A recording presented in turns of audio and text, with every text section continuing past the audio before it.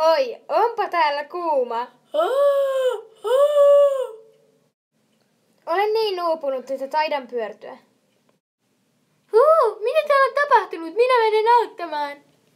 Kannan sinut kotiini.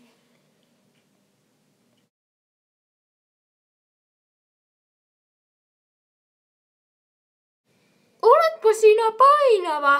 Minun täytyy vierittää sinut.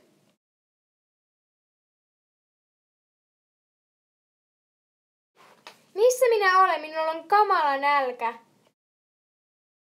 Löysin sinut pyörtyneenä aavikolta. Tässä sinulle hieman ruokaa. Ole kuin kotonasi. Kiitos. Vau, mitä tauluja. Voi kiitos, olen ostanut ne 100 miljoonilla.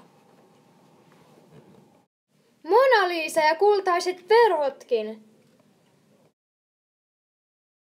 Ihanat. Älä koske minun verhoihini.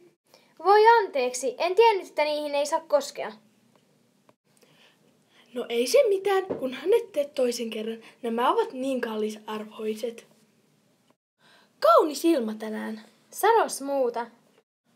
Voin hakea kamelisi sisälle, jos sitä haluat.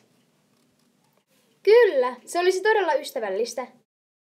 Miten se voi olla noin rikas? Varaa jopa munkin huutoon. Tässä tämä nyt on. Voi ihanaa, hänellä taitaa ollakin nälkä. Mistä olet saanut kamelisi? Löysin sen muutama vuosi sitten.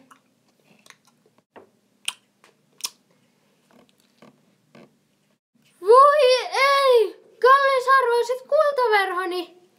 Voi anteeksi, en huomannut, että kamelillani oli noin kova nälkä. Hän ei ole syönyt vuorokausiin. Häivy likaisen kamelisi kanssa. Teen mitä tahansa. Olen niin pahoillani.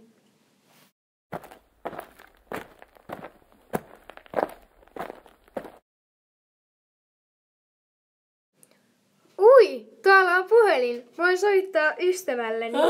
Missäköhän päin maailmaa ystäväni tällä hetkellä on? Hei Liisa, olen täällä aavikolla. Pyöryin ja sitten eräs rikas nainen löysi minut. Hän vei minut kotiinsa ja söin. Ihasteltiin yhdessä hänen tauluja ja kultaverhoja. Nainen heitti meidät ulos kamelin takia. Hei hei!